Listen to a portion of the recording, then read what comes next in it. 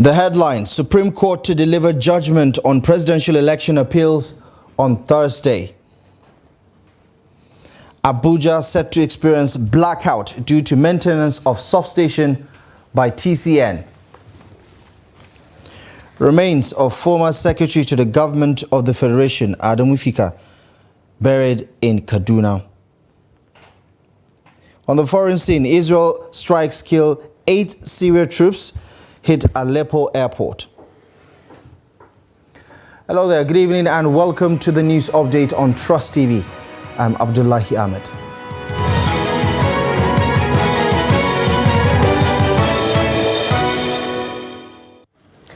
We begin in Abuja as the Supreme Court has announced Thursday, October 26th, as the day of judgment for the appeals filed by the presidential candidate of the People's Democratic Party, PDP, Atiku Abubakar, and the Labour Party, Peter Obi, against the judgment of the Presidential Election Petition Court, which upheld the election victory of President Bola Ahmed Tinubu.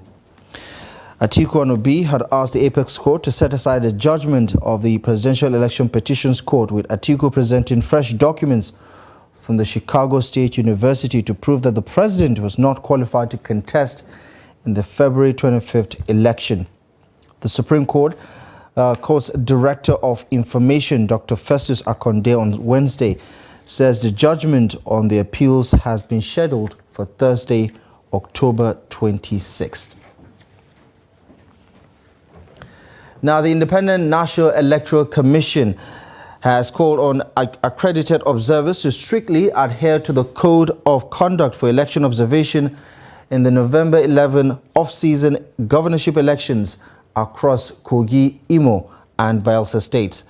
The chairman of the commission, Mahmood Yakubu, gave the advice at the quarterly consultative meeting with civil society organizations in Abuja. Here's a report. According to the INEC chairman, Mahmood Yakubu, the commission has so far accredited 145 organizations who will be deploying 7,896 observers for the election.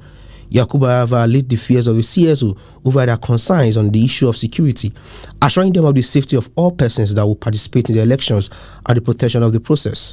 The INEC chairman also promised that the commission will appeal to the security agencies to grant CSOs unhindered access to the voting and collation locations during the elections. In previous elections, civil society organizations have expressed concern about the safety of persons involved in elections, as well as the protection of the process, including the polling units and collation centers. Similarly, civil society organizations have on several occasions asked the Commission to intercede with the security agencies to grant you unimpeded access to voting and collation locations. I want to reassure you that we will continue to do so as we engage with the security agencies both at the national level and in the 3 states. In a remark, the representative of Justice and Equity Organizations, Tunde Bafosho, urged the electorate in Imo, Kogi, and Bayelsa State to come out en masse and cast their votes without fear of molestation. He also called on INEC to ensure adequate security on Election Day. With our experience for the excellent work they did during 2023 general election, the forthcoming Imo and Bayelsa State and Kogi State all-cycling governorship elections will also be credible with adequate and transparent, credible arrangement already put on ground by Independent National Electoral Commission. So it is our candid appeal to the voters, the electorates, to ensure that they come out en masse on 11 November 2023 to perform their civic right and ensuring that they vote for the candidate of their choice. The INEC chairman also briefed the CSOs on the commission's level of preparedness for the Bayelsa, Imo, and Kogi governorship elections during the consultative meeting. In other news, the Deputy Senate President, Jibrin Baro, has sworn in Amos Yohana as the new senator representing Adamawa North Senatorial District. He was inaugurated at the commencement of plenary on Wednesday by the Deputy Senate President, who presided over the session. Yohana of the People's Democratic Party has replaced Elisha Abo, who was sacked by an appeal court last Monday. The Court of Appeal in Abuja, after hearing arguments from the parties, agreed with Yohana's counsel that based on Section 137 of the Electoral Act of 2022, the results tendered clearly shows that there was no compliance with the Electoral Act. The court thereafter deducted the invalid votes from the parties and found that Reverend Yohana Amos and the PDP won the election by a majority of lawful votes cast. The three-member panel, presided over by Justice C. Nwosu Iheme, in a judgment ordered INEC to issue a certificate of return to Yohana as validly elected lawmaker of the senatorial district. To Niger State, where residents of Beganu area of Minna, the Niger State capital, have expressed shock over Tuesday's gun battle between security operatives and a suspected terrorist in the area. The shootout, which lasted for several hours, has caused unrest among residents of the community who describe the incident as unusual and terrifying. Abubakar Akote has more. Some residents say it was the first time they heard the sound of a rocket launcher reportedly used by the suspect to bring down part of the fence of his house through which he escaped. A house directly opposite that of the suspect was badly damaged, while other houses had their window glasses and ceilings shattered by the vibration arising from the sound of the RPG the suspect reportedly used to create escape routes for himself. We are in the inner room, me and my family. We now rush down to the parlor. The same thing, we are hearing their voice. All we thought is robbers. So within 15 minutes, we hear a big explosion, and we are here with in the parlor with my family. When the thing hit our building, some of the block touches our body. My wife rushed she want to go and open the door, and I hold her. Say, no, what must happen will happen. We are here. We will not go to anywhere. We can't leave if they come and meet us, fine. If they didn't come, but we will not go out. We now rush to the kitchen. We stay in the kitchen from 11:36 up to 3:30 before we couldn't hear any noise again, no any shooting again. My electronics are here. When the thing fell, it fell down on them. Then it affected the screen of my phone and my wife. That is the thing. And most of our property inside, it broken because of the heavy explosion. That is what really happened. We don't know much about him. The only thing I know about him is whenever he's passing through my house, he will greet. He normally greeted me in the morning or in the evening when he's passing. Because you don't allow anybody to, you don't even close to people. And he just came here not quite 1 year and some months that he bought the house and came here. The unfortunate story is from the process of getting land and also getting building in this area. There is no proper check and balance. That is, people who sold these lands are so eager to sell it and get money. And probably because we have the structure of Mayangwas and stakeholders within the area. So you as just a neighbor cannot just come up and say you are questioning why are they selling the lands or why are they selling the property without following due process. Residents asked the state government to adopt Know Your Neighbor strategy to assist in fishing out bad elements in communities in the states. Abubakar Akote, Trust TV News, Minna. And in Taraba State, the state chapter of the Christian Association of Nigeria has decried the nefarious activities of kidnappers targeting Christian clergymen and their families. The state chairman of the Christian Association of Nigeria in Taraba State, Reverend Isaiah Magaji, stated this while briefing journalists in Jalingo, the Taraba State capital. Recently, kidnappers attacked residents of a clergy with Equa Church in Mile 6, Jalingo, and many other clerics in the area.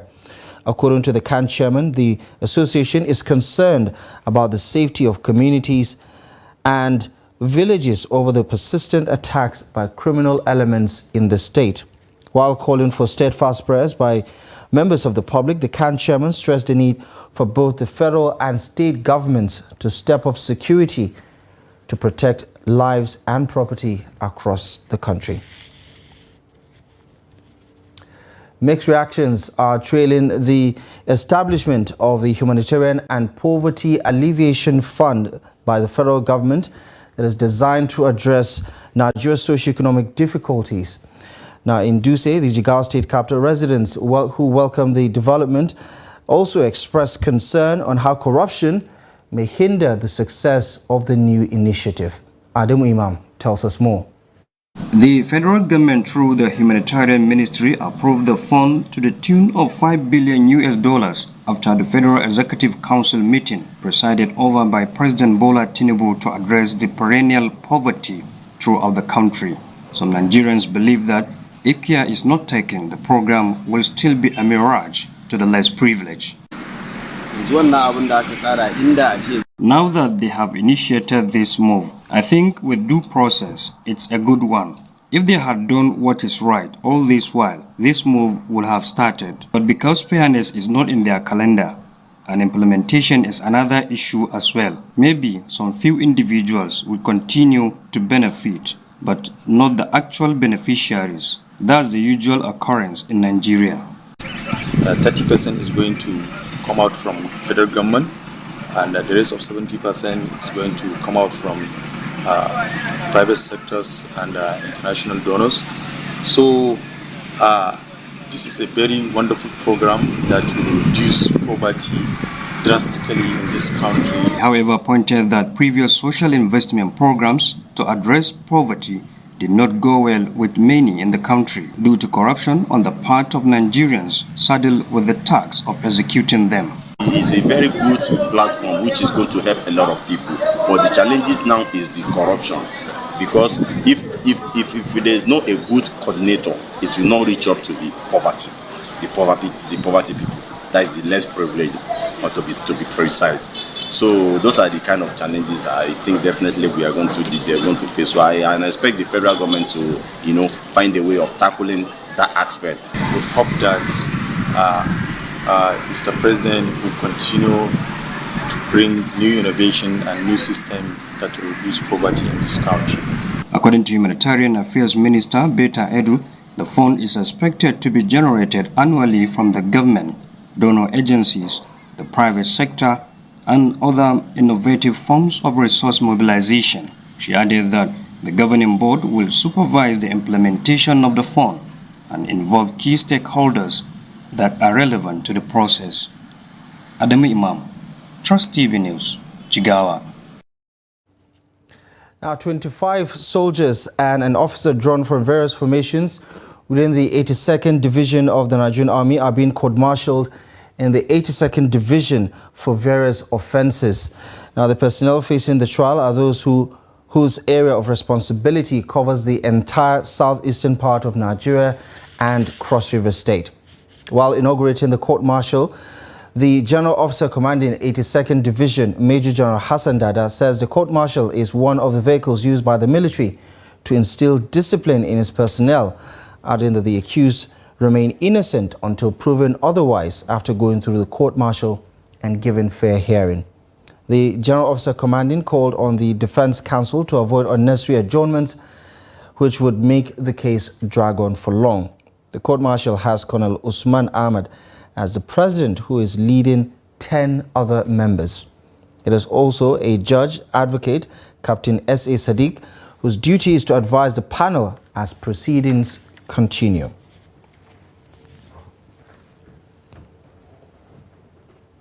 The Economic and Financial Crimes Commission, EFCC, has opened its case before Justice Obioga Egwatu at the Federal High Court in Abuja against the British national James Nolan, who jumped bail back in 2022. Counsel to the EFCC, Balasanga, led the first prosecution witness Temitope Erinomo, an assistant chief complaint officer with the Anti-Graft Agency, in evidence.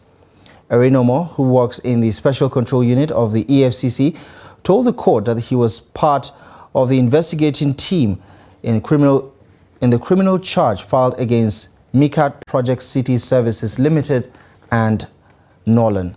Nolan, a director in the Process and Industrial Development Limited of PNID, jumped bail and stopped attending court proceedings in 2022.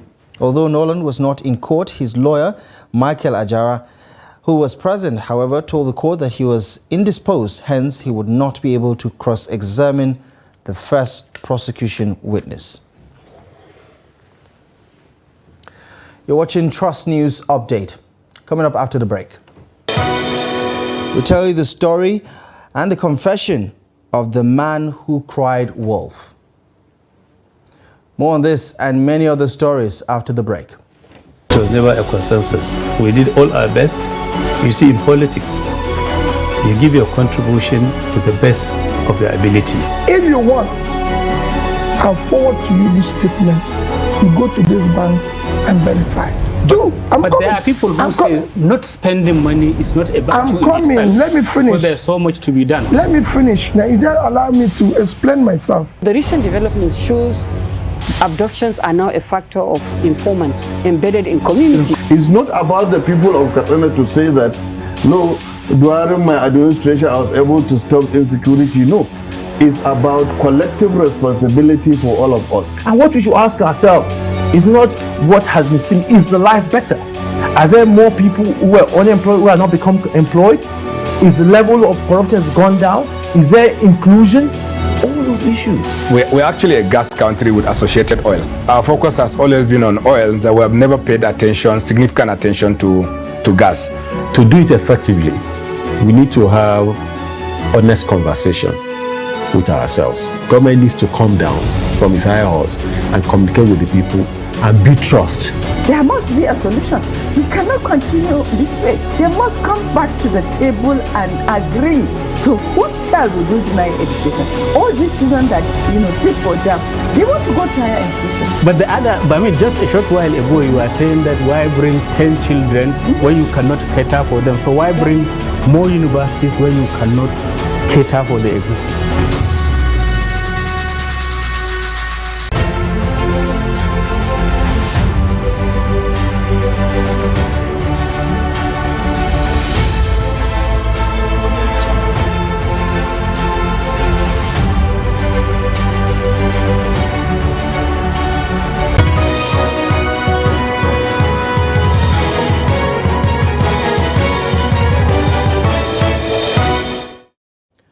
Welcome back to the news. Here's a quick reminder of our top stories. Supreme Court set to deliver judgment on presidential election appeals on Thursday.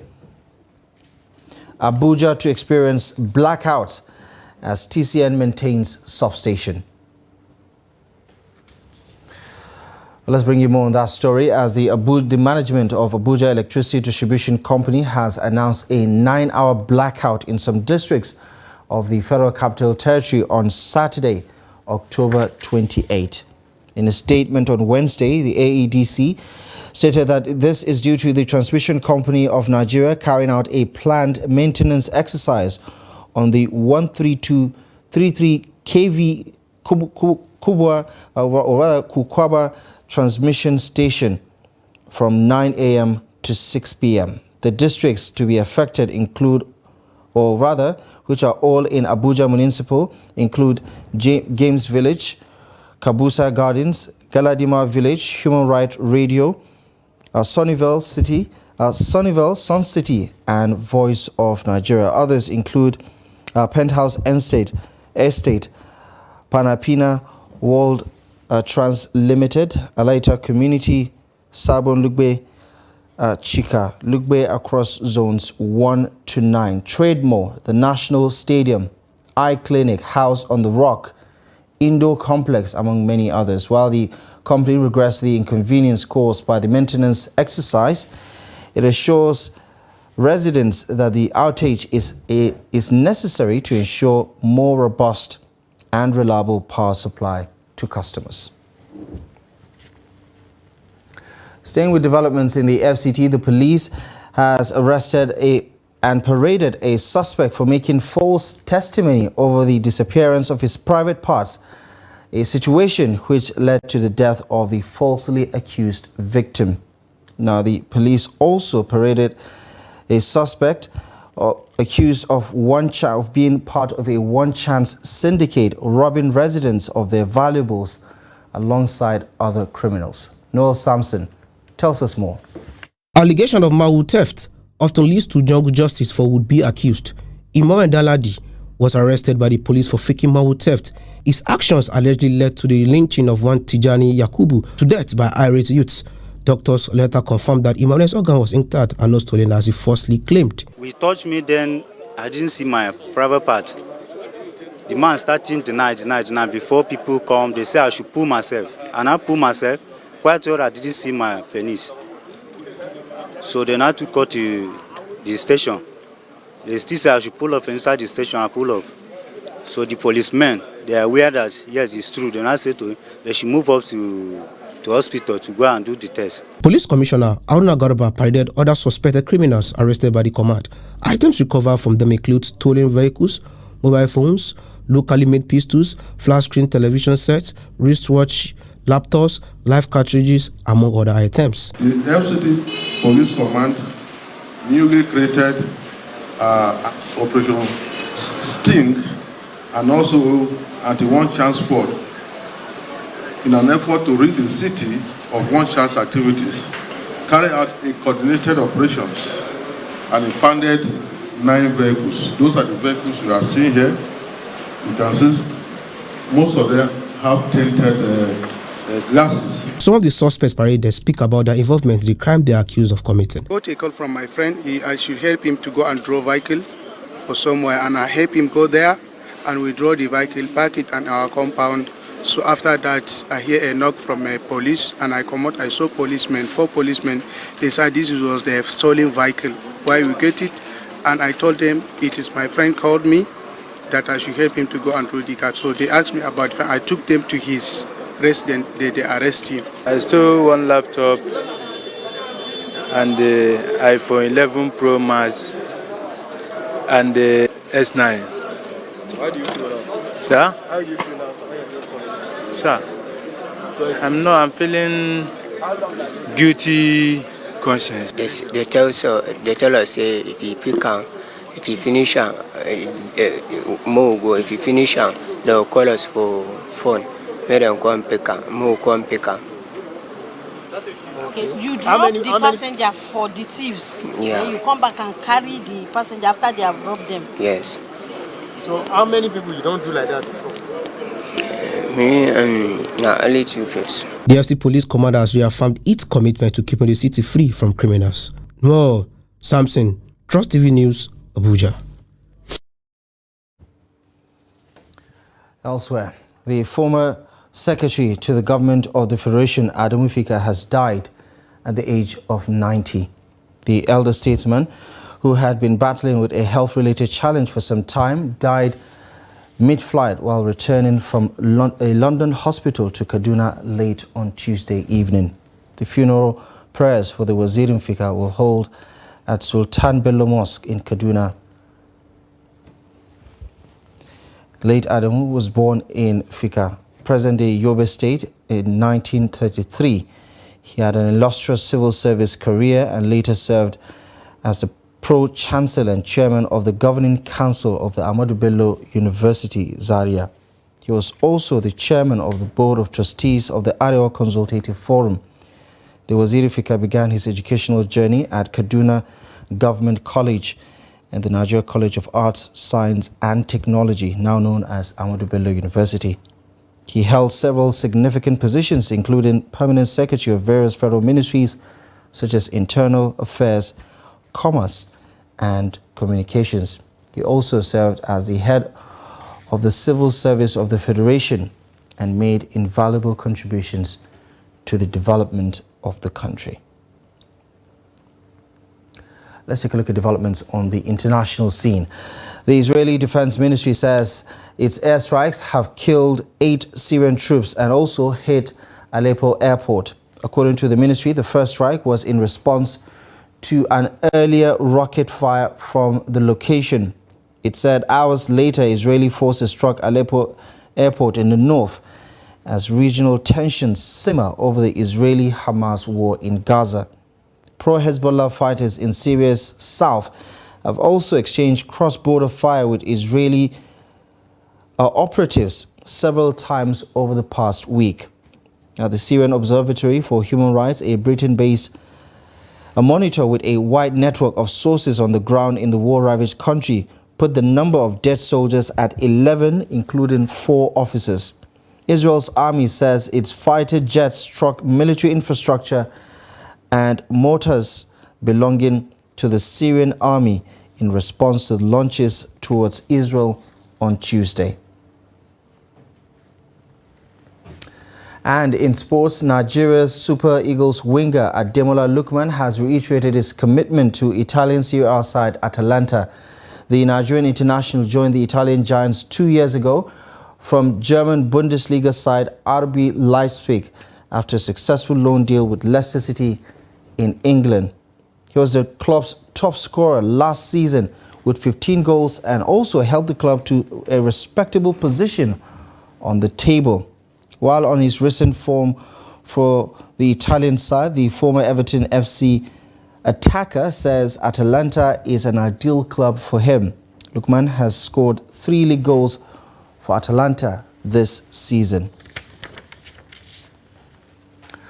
Well, that's it. You're up to date with the latest news stories at this hour. Thank you most kindly for joining us. We do urge you to follow us across our social media platforms to catch up with more of our contents, and take a look at our website, trusttv.com, for the latest news.